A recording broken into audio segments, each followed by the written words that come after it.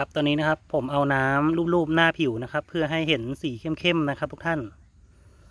นี่ครับคลิปนี้ผมเอาน้ำลูบจริงๆนะครับเอาน้ำใส่ขันมาแล้วก็ลูบนะครับก็จะได้เห็นลายไม้สักอย่างชัดเจนนะครับที่ผมถ่ายคลิปนี้เนี่ยเพราะว่าต้นไม้สักต้นนี้อยู่ในป่าตรงหน้าบ้านซึ่งมันหลายปีแล้วครับมันเป็นต้นสักเก่าแก่นะครับ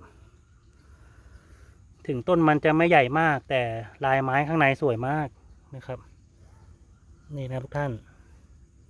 พอเอาน้ำรูปดูนี่เห็นชัดเลยนะครับเห็นลวดลายชัดมากนะครับทุกท่านเนี่ยนะครับผมชอบนะลายไม้สักนะครับมันเป็นเอกลักษณ์ของไม้เลยนะแต่เสียดายที่ตรงกลางเป็นรูเนาะถ้าเป็นงั้นน่าจะสวยกว่านี้นะครับ